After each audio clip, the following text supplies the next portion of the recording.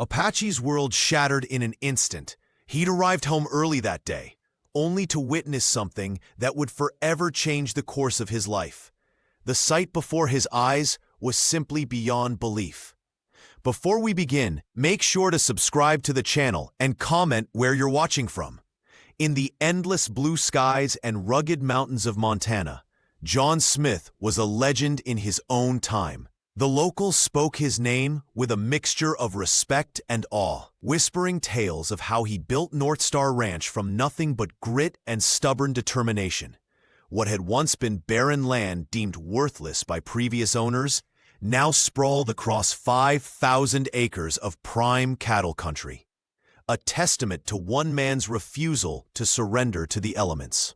The ranch stood proudly against the backdrop of jagged peaks, its weathered buildings bearing witness to 20 years of blizzards, droughts, and everything in between. John had sacrificed everything for this place, including, though he rarely admitted it to himself, his relationship with his family.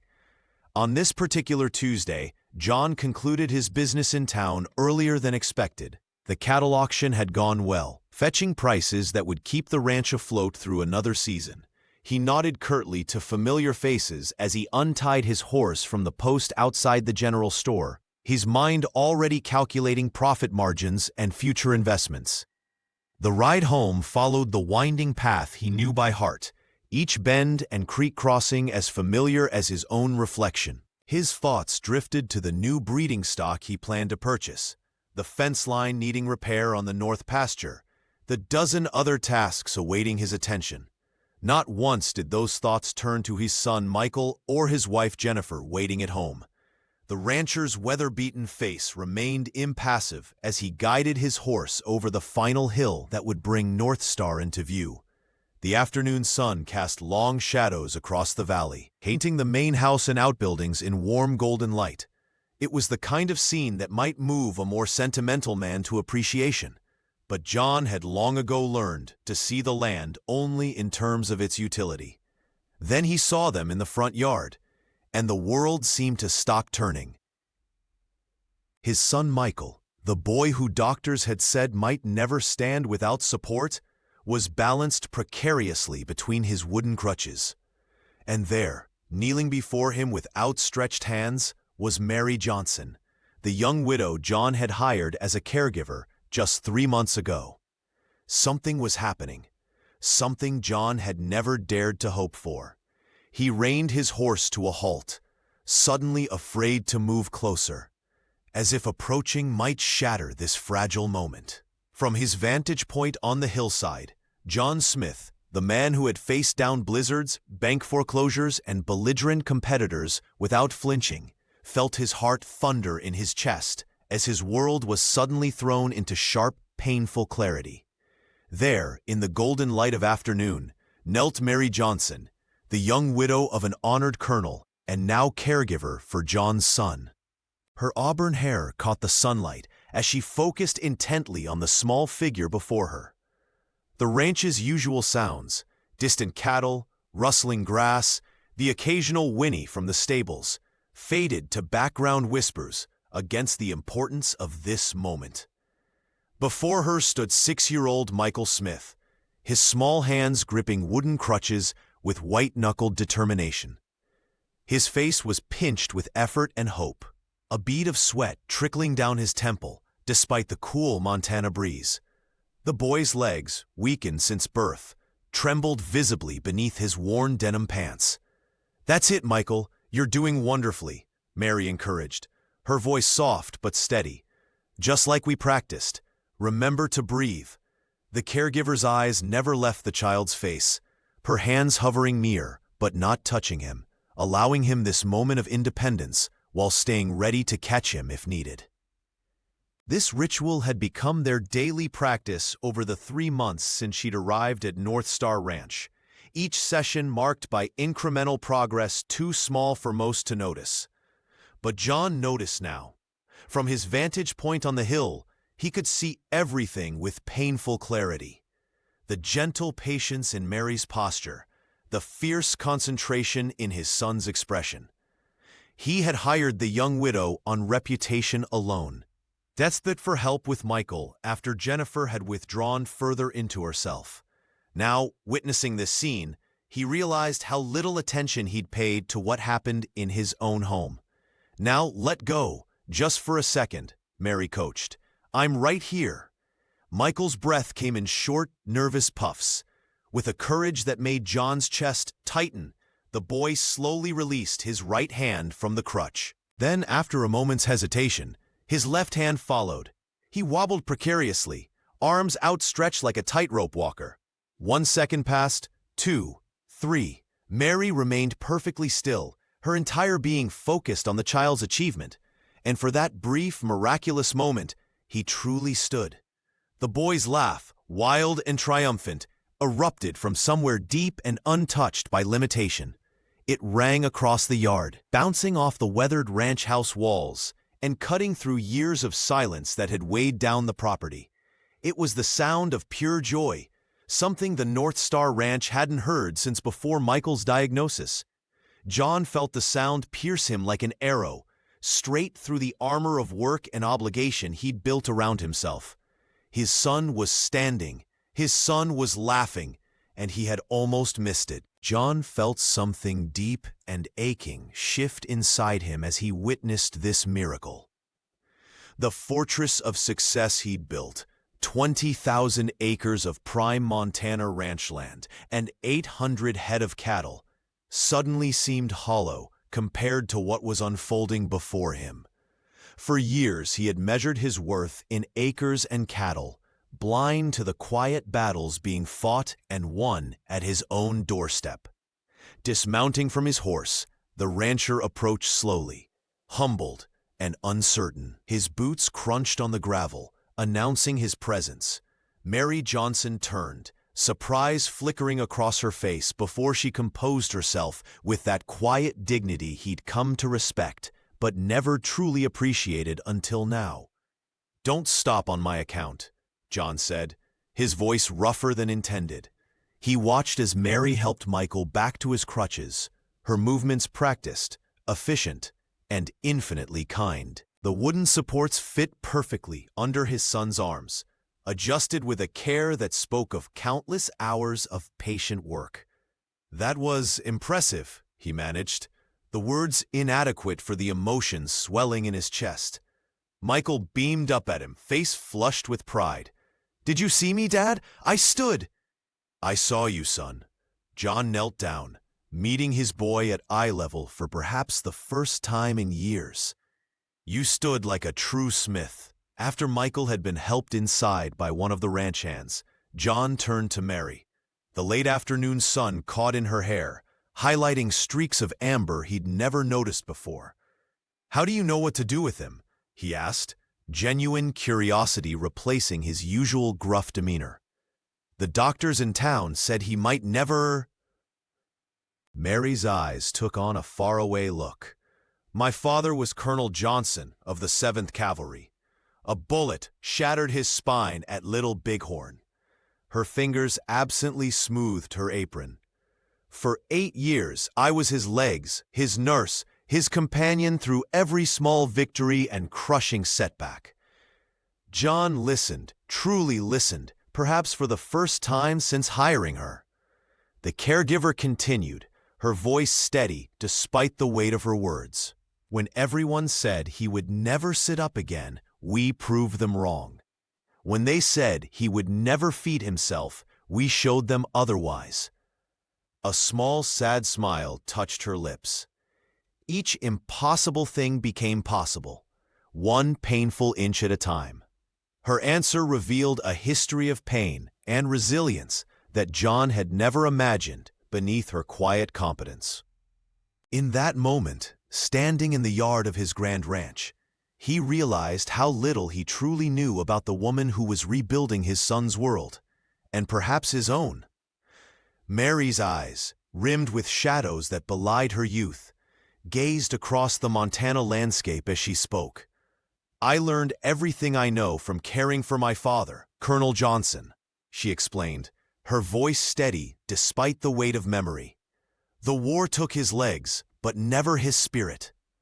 John Smith listened, Transfixed by this glimpse into her past, the evening breeze carried her words across the porch where they sat, Michael having been tucked into bed after his momentous achievement. For 3 years, I watched him fight battles harder than any he faced in uniform, Mary continued, absently tracing the weathered wood of the railing. Each morning was a campaign against despair, each small movement a victory worth celebrating. She described the countless hours spent adapting exercises, the nights researching techniques, the determination that had driven her to become an expert in a field she never chose. The colonel had been a proud man, much like John himself, who initially refused help but gradually learned to accept support without surrendering dignity. "We celebrated when he could hold a spoon again," she said with a soft smile. "The day he managed to write his name, we opened a bottle of wine he'd been saving since before the war." John's calloused hands tightened around his coffee cup. He'd been measuring success in acres acquired and cattle counts, while this woman had learned to value life's smallest triumphs. The realization humbled him profoundly. "And your husband?" he asked carefully, mindful of the wedding band she still wore. Mary's expression shifted, another layer of loss visible in her eyes. "We had 8 months together before he was deployed. I received the telegram 3 weeks after my father passed." The rancher nodded, understanding more than words could express. 2 devastating losses, yet here she stood, not broken, but transformed by grief into something extraordinary. "What you're doing for Michael," John began, struggling to find adequate words. "I've been blind to what he needed, too busy building something to leave him, never seeing what he required in the present." She turned toward him, her gaze direct and unflinching. "Your son has your determination, Mr. Smith. He just needs someone to show him how to direct it." In that moment, John saw Mary Johnson not merely as his son's caregiver, but as a woman who had transformed personal tragedy into purpose. She had taken the lessons learned through her father's struggle and now offered that same patient hope to Michael, a gift beyond measure given at tremendous personal cost. "Thank you," he said simply, the words wholly inadequate for the gratitude swelling in his chest. The evening deepened around them, stars appearing one by one above the ranch, as something fundamental shifted between them. That evening, the North Star Ranch House felt different to John Smith.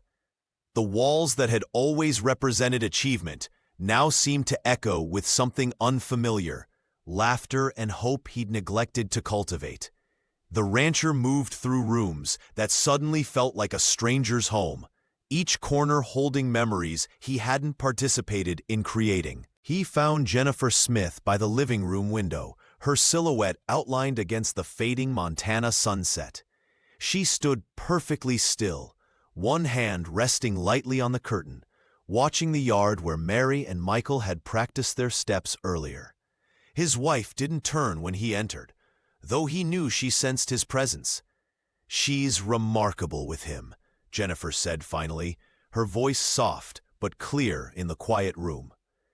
"I've watched them every afternoon for weeks now." John moved beside her, careful to maintain the respectful distance that had grown between them over the years. "Why didn't you tell me about his progress?" A sad smile touched Jennifer's lips. "Would you have listened? Really listened?" The question hung between them, honest without being accusatory. John couldn't answer, and his silence was admission enough. "I've watched Mary and Michael from this window," she continued, gesturing toward the yard. "The bond between them, it bloomed while we weren't looking, or perhaps while we chose not to look."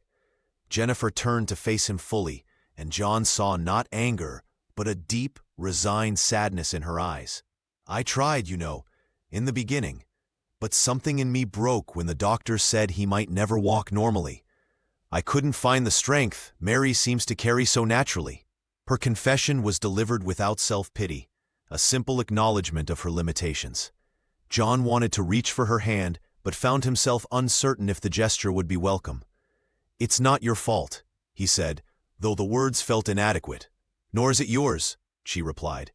"We've both been lost in our own ways." Jennifer moved away from the window, pausing briefly beside him. "That young woman has given our son something neither of us could. She's given him hope." Her voice softened further. "And I think perhaps she's giving you something too."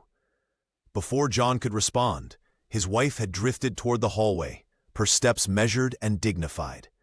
He remained at the window, watching as the last light faded from the yard where a miracle had occurred that afternoon. The rancher realized that while he'd been building an empire of land and cattle, he'd missed the quiet battles being fought within his own home. Battles where victory wasn't measured in acres or wealth, but in a child's tentative step and a widow's gentle encouragement. For John, the realization struck like a physical blow. The progress Michael had made, those tentative steps, that triumphant laugh, had blossomed in a world entirely separate from his own. A world he had deliberately absented himself from, choosing instead the company of cattle and ledgers. His son had learned to stand not with his father's hand for support, but with Mary Johnson's patient guidance. He sat alone on the porch that night, watching stars pierce the vast Montana darkness. The ranch spread before him, thousands of acres, hundreds of cattle, a small empire built by his own calloused hands. Yet what was it worth? The hollow victory of his ambition mocked him now. While he'd been expanding property lines and negotiating contracts, the true wealth of his life had withered from neglect. "I didn't even know he could stand," John whispered to the night, his voice rough with emotion. The admission tore at something deep within him. How many other milestones had he missed? How many struggles had Jennifer faced alone, while Mary, a stranger until months ago, had stepped into the void he'd left? Sleep eluded him completely.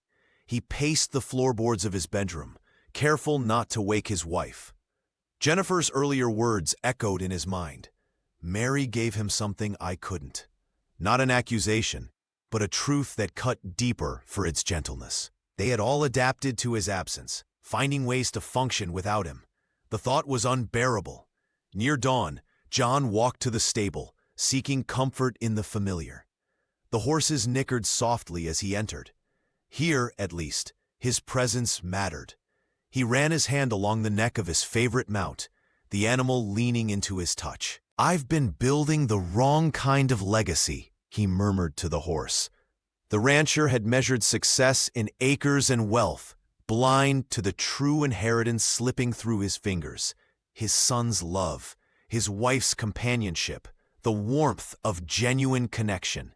As the first light of morning painted the eastern sky, John Smith made a silent vow.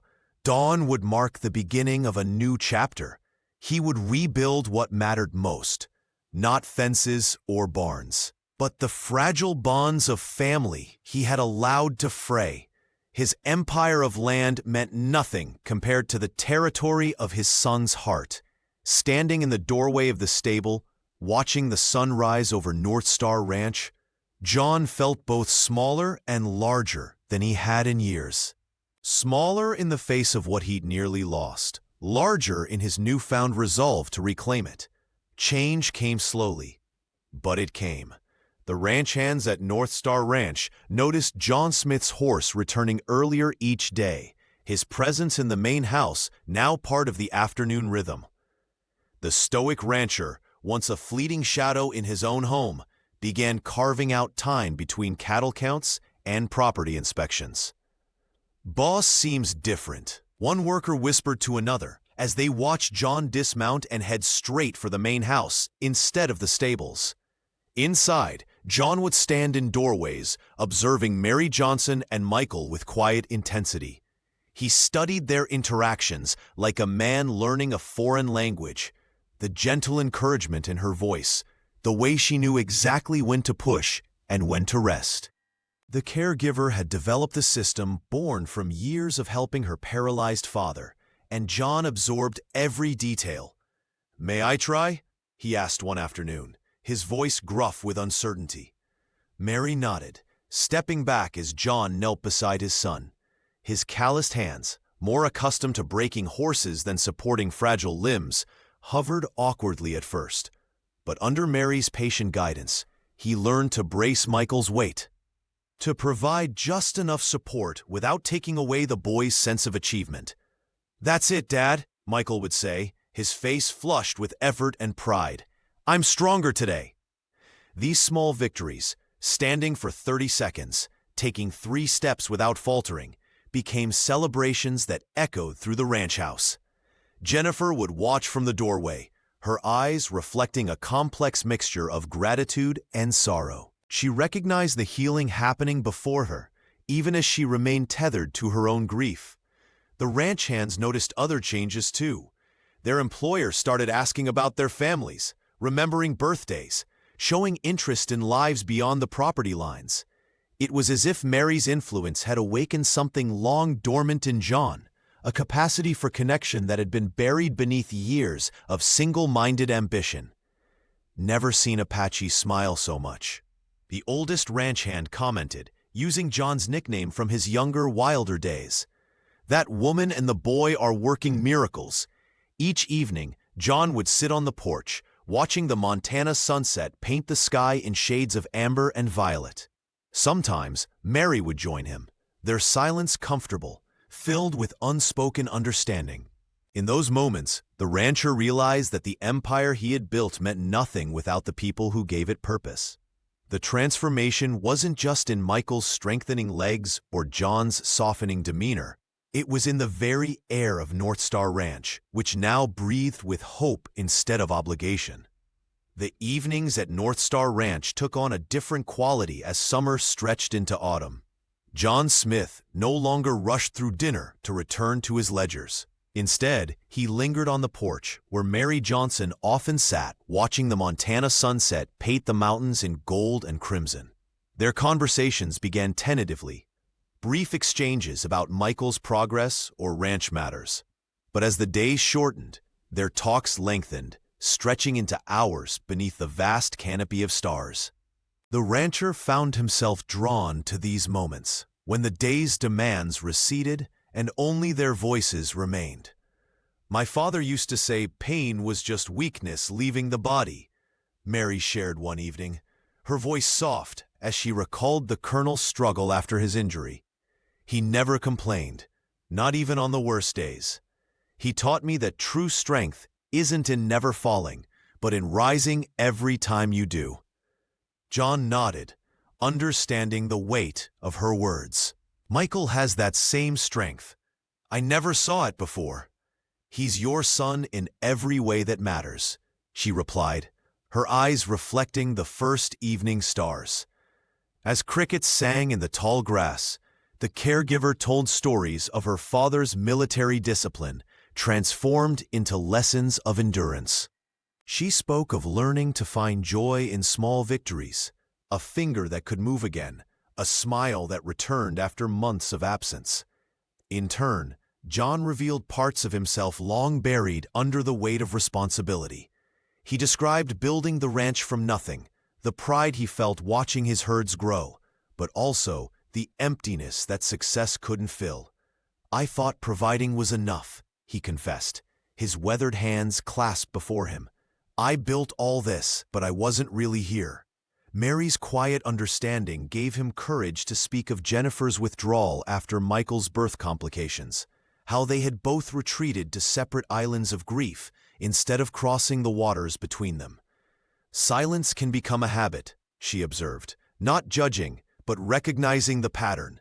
"Sometimes it's harder to break than any physical limitation." The night air carried the scent of pine and distant rain as they sat in companionable silence, no longer employer and employee, but two souls finding unexpected comfort in shared understanding. These evening conversations became a sanctuary for both, a place where the widow could speak freely of her past without pity, and where the stoic rancher could voice doubts he'd never acknowledged, even to himself. Their friendship deepened with each story exchanged, each quiet laugh shared under the vast Montana sky, healing wounds neither had fully recognized before. The Montana summer evenings stretched long and golden across North Star Ranch. John Smith found himself lingering at the main house more often, his daily routine shifting to accommodate moments with Michael and Mary Johnson. He'd watch from the porch as Mary guided his son through exercises, her patience seemingly endless, her encouragement never faltering. Their conversations had evolved from polite exchanges to something deeper. After Michael went to bed, they would sometimes sit on the porch steps, the vast Montana sky spreading above them like a blanket of stars. John found himself sharing stories he hadn't told in years, about his first cattle drive, the winter he nearly lost everything, the dreams he still harbored. Mary listened with a quiet intensity that made him feel truly heard. When she spoke of her father, the proud colonel whose dignity she'd fought to preserve through his paralysis, John recognized the same resilience he was trying to nurture in his son. "You've brought something back to this place," he told her one evening, his voice rough with emotion. "Something I didn't even realize was missing." The caregiver smiled, one of those rare, genuine expressions that transformed her face and seemed to erase the sorrow she typically carried.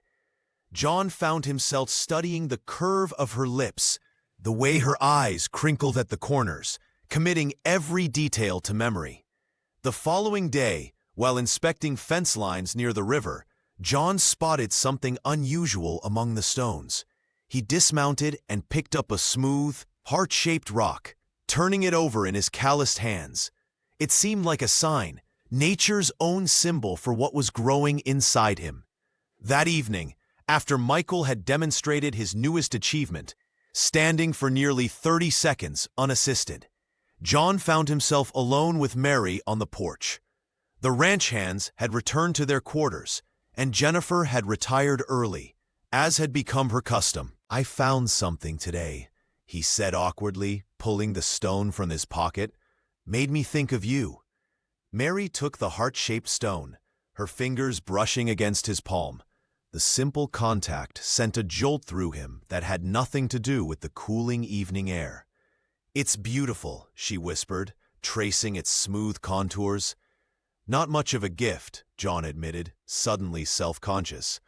"But it seemed right." Mary's eyes met his, holding a warmth he hadn't seen directed at him in years.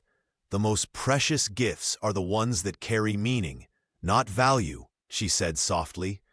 As they sat side by side, the stone cradled in her hands, the boundaries between employer and employee, between wounded souls finding solace in each other's company, began to blur into something neither had dared name. They stood at the edge of something both dangerous and beautiful. John Smith could feel it in the Montana air, that electric charge that comes before a storm or a revelation. What had begun as a simple arrangement between employer and caregiver had transformed into something neither of them had anticipated. When Mary looked at him now, her eyes carried a warmth that made his weathered hands tremble. Their conversation stretched into the evening hours, long after Michael had been tucked into bed. Sometimes they spoke of the ranch, of cattle prices and weather patterns, but increasingly they shared pieces of themselves, fragments of dreams and disappointments that had never before been voiced. "You've given my son his life back," John said one evening as they sat on the porch, the vast sky above them alive with stars. Mary shook her head, her fingers absently tracing patterns on the wooden railing. "He always had that strength. He just needed someone to believe in it." The rancher watched her profile in the moonlight, struck by how this young widow had brought healing not just to his son, but to the entire household. The main house, once a hollow monument to his success, now echoed with laughter and purpose. Even Jennifer seemed lighter somehow, as if Mary's presence had eased a burden she'd carried too long. "It's more than Michael," he admitted. "You're healing all of us." Mary turned to him then, her expression unguarded. "And you've given me something I thought I'd lost, a place to belong." Their partnership deepened with each passing day. John found himself returning from the fields earlier, eager to witness Michael's progress. The boy who once hid in shadows now commanded attention, his determination setting the rhythm for the entire ranch. Even the hands noticed the change, commenting on how North Star seemed to breathe differently now. One afternoon, John watched as his son stood balanced between his crutches, counting aloud to 30, a new record. The pride that swelled in his chest was unlike anything he'd felt before. It wasn't the pride of ownership or accomplishment, but something purer, the joy of witnessing growth. "He's going to walk one day," Mary whispered, standing close enough that he could smell the lavender in her hair. "Truly walk." "Because of you," John replied. "Because of us," she corrected. And when her hand brushed against his, neither pulled away. In that moment, John Smith understood that the empire he'd built from dust and determination paled in comparison to what was growing now. A family, knit together not by obligation, but by choice and love. The North Star Ranch was becoming what he'd always wanted but never knew how to create. A home. The North Star Ranch had found a new rhythm. Each morning, John Smith would rise before dawn, handle the most pressing ranch matters, then return to the house by mid-afternoon.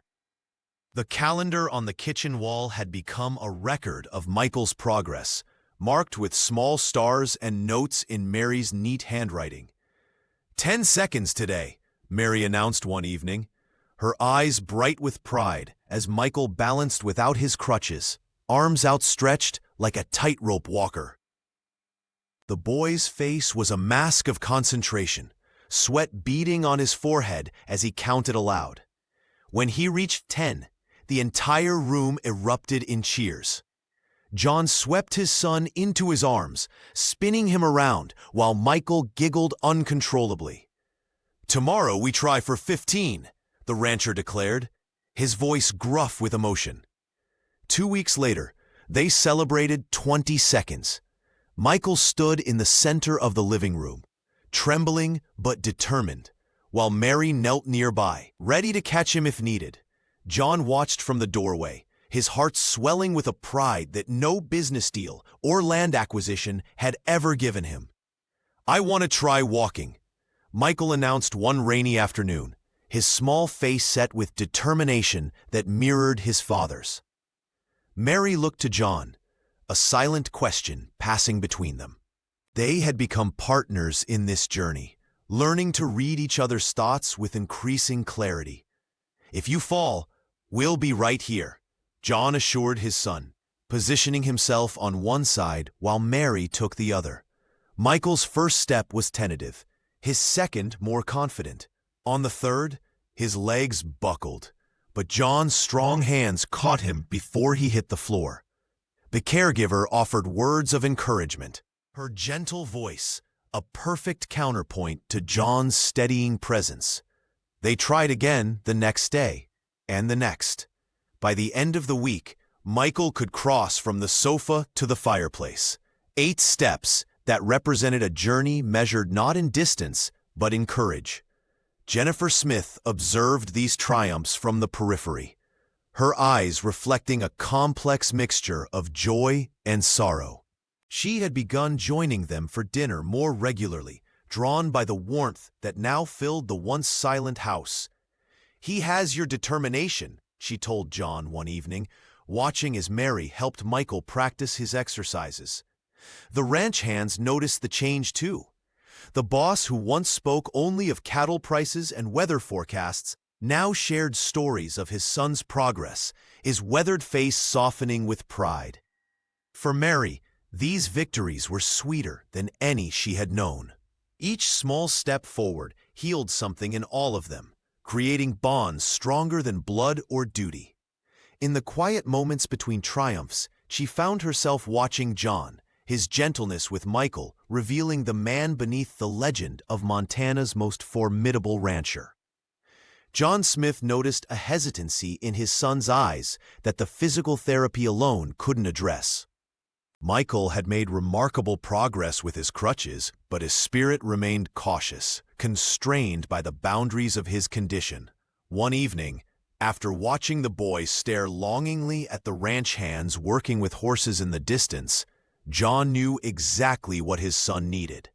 The following day, he returned to North Star Ranch with a surprise tucked in the back of his vehicle. A trembling, days-old foal whose mother had died during birth at a neighboring property. The tiny creature, with spindly legs and oversized ears, needed constant care to survive. "This little one has no mother," John explained to Michael, whose eyes widened with wonder. "He needs someone strong enough to take care of him, someone patient and gentle." Mary Johnson stood in the doorway, watching the interaction with quiet approval. She had helped Michael's body grow stronger. But this was medicine for his soul. "Can I really?" Michael asked, his voice barely above a whisper. "Every morning and evening, he'll need milk mixed just right," his father explained, kneeling to meet his son's eye level, "and brushing to help his circulation. It's a big responsibility." The boy's grip tightened on his wooden crutches, but not from fear. For the first time, these tools became extensions of his capability rather than symbols of his limitations. In the days that followed, Michael woke before dawn, eager to reach the stable and tend to his charge. Mary helped initially, showing him how to prepare the special formula and hold the bottle at the right angle. But soon, the 6-year-old insisted on doing it himself. His crutches would lean against the stall as he sat on a small stool, the foal's head in his lap, bottle held steady in his determined hands. "He's getting stronger because of me," Michael told his father one evening, his voice filled with quiet pride. "You both are," John replied, noticing how his son navigated the stable with growing confidence, how he'd begun naming the tools, remembering their places, creating his own system. In the golden light of the Montana sunset, father and son sat together, watching the foal take tentative steps around the paddock. John shared stories of his own childhood, of animals he had raised, of failures and triumphs that had shaped him.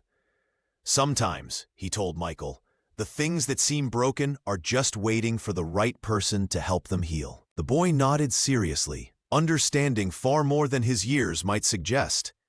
Under the vast sky of North Star Ranch, something profound was taking root.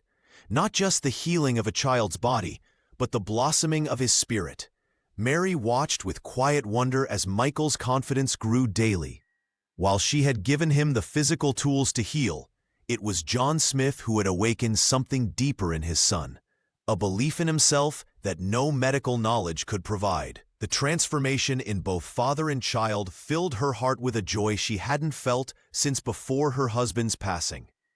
"He stands straighter, even when using the crutches," she remarked to John one evening as they watched Michael determinedly brushing the orphaned foal. "You've given him something I couldn't." The rancher shook his head, his weathered face softening. "We did this together," he said, his voice low and certain. Word of Michael's progress spread through the small Montana community like wildfire. The story of the disabled boy who was defying expectations became something of a prairie legend, how the child who doctors had given little hope was now moving with increasing independence around North Star Ranch. People spoke of Mary's dedication and John's transformation from distant father to devoted parent with equal admiration. This attention, however, drew unwanted interest. Robert Davis, owner of the sprawling Silvercrest property that bordered North Star's eastern pastures, took particular notice, not of the boy's accomplishments, but of the woman behind them. A rival rancher had been widowed for 3 years and made no secret of his desire to remarry, preferably to someone who would enhance his standing in the community. "A woman of such virtue would make an excellent wife," he commented to Mrs. Thompson after church one Sunday, his eyes following Mary as she helped Michael into John's vehicle. "Someone who can manage a household with such grace despite hardship shows remarkable character." Robert's wealth far exceeded John's modest success. Where North Star Ranch operated with careful management of resources, Silvercrest boasted imported cattle and the newest equipment money could buy. His ambition matched his fortune, both seemingly limitless. To Robert, Mary Johnson represented not a person with dreams and desires of her own, but a trophy to be acquired. Her reputation for selflessness, her gentle manner with children, her quiet beauty, all were assets to be added to his collection. The fact that she seemed content at North Star only increased her value in his eyes. Taking something from John Smith would be a particularly satisfying bonus. As summer deepened in the fall, Robert began formulating his approach. He would offer Mary something John never could: security, status, and respectability without whispers. In his mind, no sensible woman would refuse such an opportunity, and Robert Davis was not a man accustomed to hearing the word no. The afternoon sun cast long shadows across North Star Ranch when the distinctive sound of an approaching carriage broke the peaceful rhythm of the day. John Smith was helping Michael with his exercises on the porch when they spotted the gleaming vehicle coming up the drive, its polished exterior reflecting sunlight like a mirror. Robert Davis sat tall in his carriage, his expensive suit and perfectly groomed appearance a stark contrast to the working ranch environment. The rival rancher didn't spare a glance for John or the boy as he pulled to a stop. His eyes sought and found only Mary Johnson, who had stepped onto the porch at the sound of approaching wheels. "Miss Johnson," Robert called, his voice carrying the practiced charm of a man accustomed to getting his way. "What a pleasure to find you looking so well despite your challenging circumstances." Mary wiped her hands on her apron, her expression guarded as the wealthy man approached. John felt his shoulders tense, instinctively moving closer to Michael, who clutched his crutches tightly. "I've come with a proposition," Robert announced, removing his hat with a flourish. "One that would solve all your problems." The rival rancher painted an elaborate picture of the life Mary could have as his wife, a life of comfort in his mansion, respected as Mrs. Davis, never wanting for anything material again. His words flowed like honey, describing servants who would attend to her every need, fine dresses, and a position of respect in the community. "A woman alone faces so many difficulties," Robert continued, his concern transparently false: the gossip, the struggle, the uncertainty. "I can rescue you from all that." John watched Mary's face, his heart pounding against his ribs. The unspoken pressure hung heavy in the air. A widow without means was expected to jump at such an opportunity. Society dictated that Mary should be grateful for the attention of such a prominent man. "Think of your reputation," Robert pressed, lowering his voice conspiratorially. "Living here, unmarried, with a man and his son, people talk, Miss Johnson. I can offer respectability." The calculation behind his words was clear. This wasn't about affection, but acquisition. Robert viewed Mary as another prize to add to his collection, another way to best John Smith. Michael's small hand found Mary's skirt, clutching it for reassurance. The boy's eyes were wide with fear that she might leave. John stood rigid, his jaw clenched tight enough to crack teeth, fighting every instinct to intervene. This was Mary's decision to make, though everything within him silently pleaded for her to stay. Robert Davis stood with practiced confidence, his expensive boots planted firmly on the porch of North Star Ranch as he awaited Mary Johnson's answer. His proposal hung in the air between them, wrapped in silken promises of security and social standing.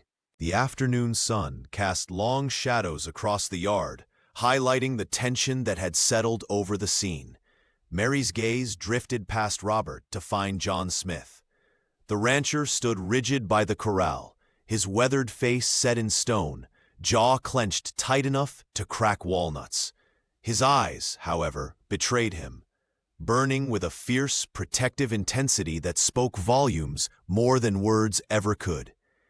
This wasn't just the look of an employer concerned for his household. This was something deeper, something primal. Michael Smith, sensing the charged atmosphere, hobbled closer on his crutches until he reached Mary's side. The 6-year-old abandoned his usual brave face, allowing vulnerability to show as his small fingers clutched at the fabric of her dress.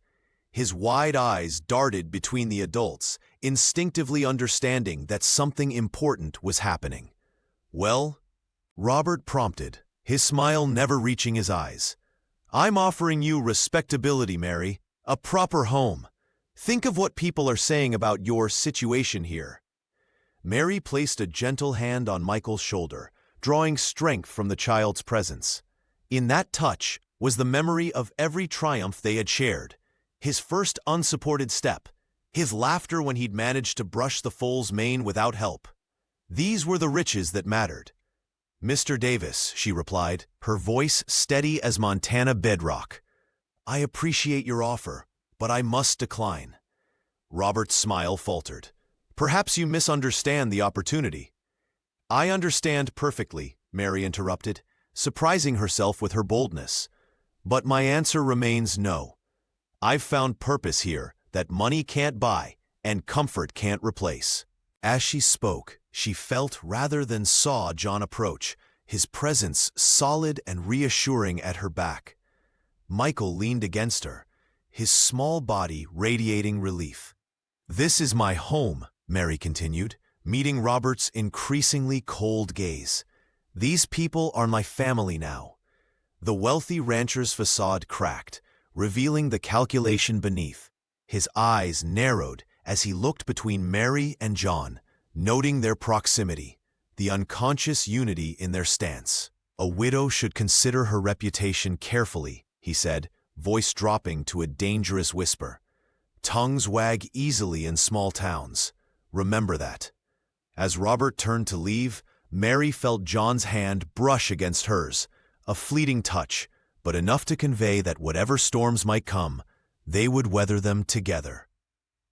The three of them stood united on the porch, watching Robert's carriage disappear down the long drive, knowing that his threat was far from empty.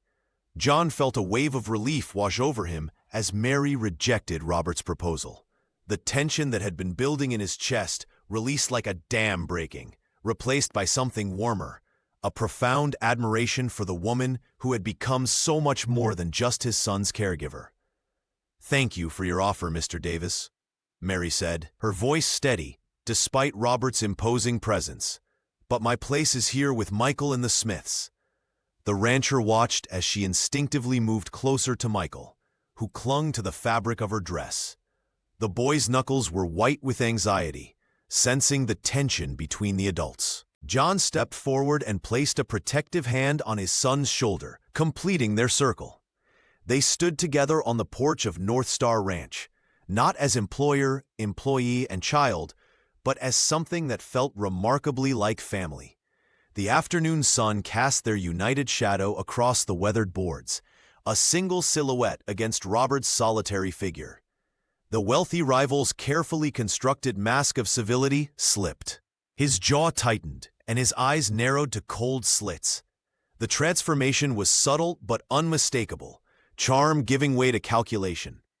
"You should reconsider, Mary," Robert said, his voice dropping to a dangerous whisper. "A woman in your position can't afford to be careless with her reputation." John took a half-step forward, but Mary's gentle touch on his arm held him back. "My reputation is my own concern," she replied, her chin lifting slightly. Robert's laugh was brittle as he adjusted his expensive coat. "Reputation isn't something you own, my dear. It's something others decide for you." His gaze swept meaningfully across the three of them. "Especially for a widow living under a married man's roof. People talk. They always talk." The threat hung in the air like the promise of a storm. Robert tipped his hat with mock courtesy before turning toward his gleaming carriage. The driver snapped the reins, and the vehicle rolled away in a cloud of dust, but the poison of his words remained. "He won't let this go," John said quietly as the carriage disappeared down the long drive. Mary nodded, her face composed, but her eyes troubled. "I know." Michael looked up at them both, confusion etched across his young features. "Are we in trouble?" John knelt down to his son's level, meeting his gaze directly. "No, partner, we're together, and that means we're stronger than any trouble that comes our way." The boy considered this, then nodded solemnly. Like my foal and its mama? Exactly like that, Mary said, her smile returning. As they turned to go inside, John knew that Robert's vindictive warning would soon become reality. But for the first time in years, he wasn't facing a threat alone. The morning brought a cloud of dust on the horizon, signaling unwelcome visitors to North Star Ranch. John Smith stood on the porch, his shoulders tensing, as he recognized the town preacher's modest vehicle, and beside it, the polished carriage belonging to Mrs. Thompson. The ranch hands exchanged knowing glances, quickly making themselves scarce. "They're here about Mary," John muttered to himself, his weathered face hardening with resolve. Mrs. Thompson emerged first, her gray hair pulled into a severe bun, her expression a practiced mask of concern that did nothing to hide the judgment beneath. The preacher followed, Bible clutched to his chest like a shield, his eyes downcast as if already apologizing for what was to come. "Mr. Smith," Mrs. Thompson began without preamble, "we've come on a matter of community concern." Inside the main house, Mary Johnson was helping Michael with his morning exercises when she heard the voices. Something in their tone, controlled, righteous, made her stomach tighten. She helped the boy back to his crutches and moved toward the window. "The situation with the widow Johnson cannot continue," the preacher said, his voice carrying through the open window. "A young, unmarried woman living under your roof. People are talking." Mary froze, her hand flying to her throat. She'd known this was coming, had feared it since Robert Davis left with that cold promise in his eyes. "What exactly are people saying?" John's voice was dangerously quiet. Mrs. Thompson's words cut like glass. "That she's no better than she ought to be. That your wife lies ill while you harbor a companion.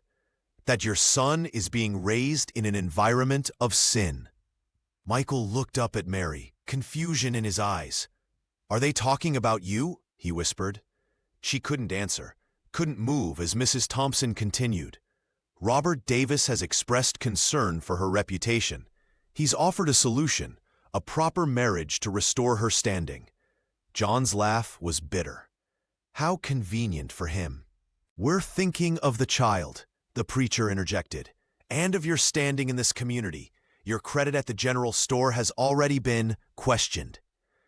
Mary felt the walls closing in. This wasn't just about her. It was about all of them. Robert's influence was spreading like poison through the town, turning neighbors into judges.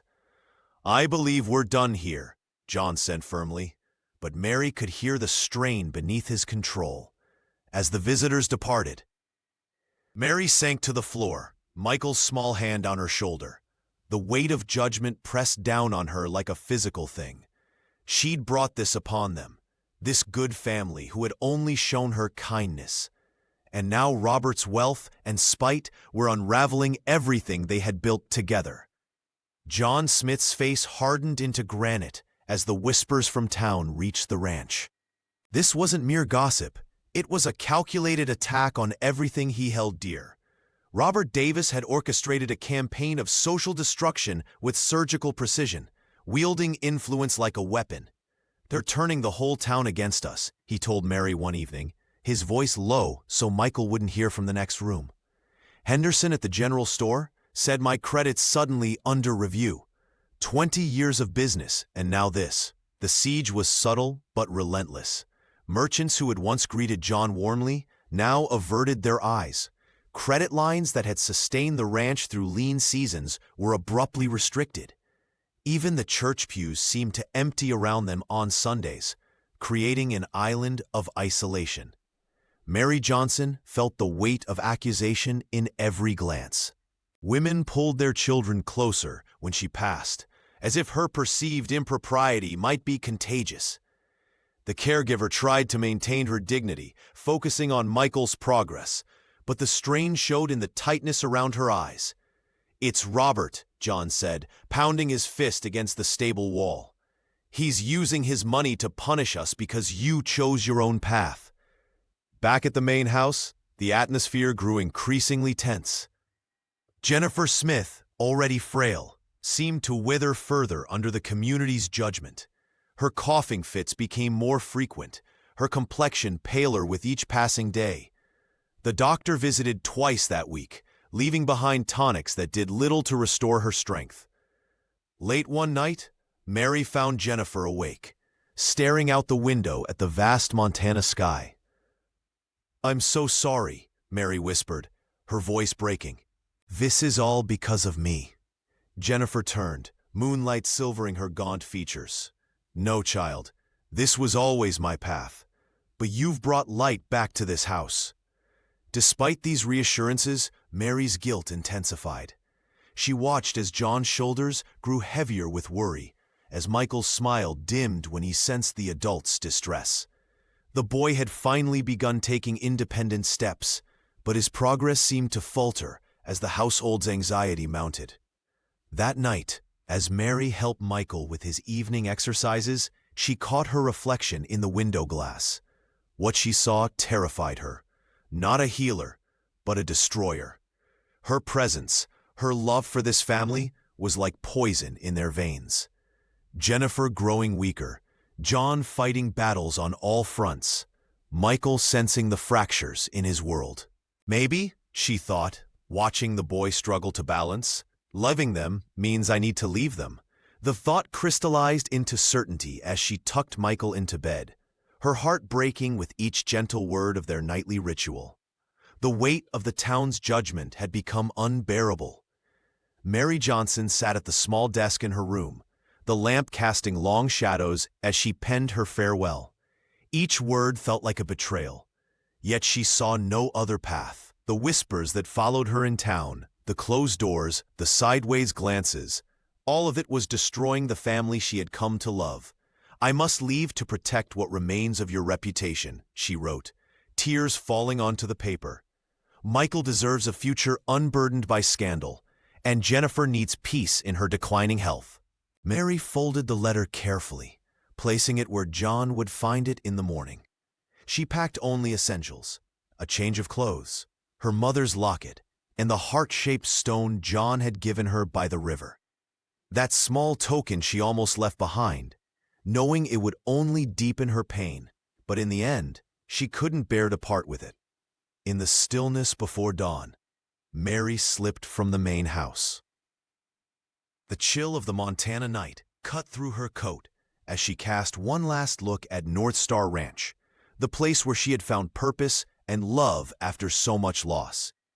The young widow whispered a prayer for Michael's continued progress and for John's heart to heal from this second abandonment. When morning broke, John found the letter on the kitchen table. His hands trembled as he read Mary's words, his face a mask of disbelief and anguish. Without hesitation, he went to Jennifer's room, where his wife lay pale against her pillows. "She's gone," he said simply, his voice breaking. Jennifer Smith reached for the letter, reading it slowly.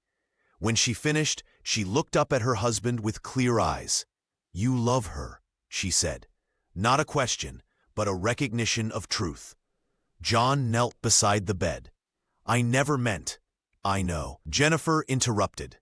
"Mary brought life back to this house. She gave Michael hope. She gave you purpose. She took his hand, her grit surprisingly strong. She's been our salvation, John. Don't let her sacrifice herself for us."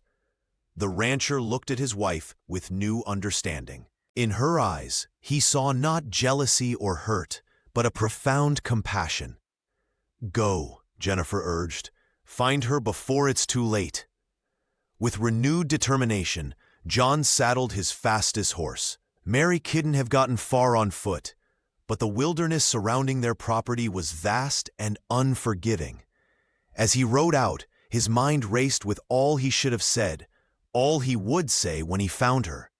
The future of North Star Ranch hung in the balance, but for once, John Smith wasn't thinking about land or legacy.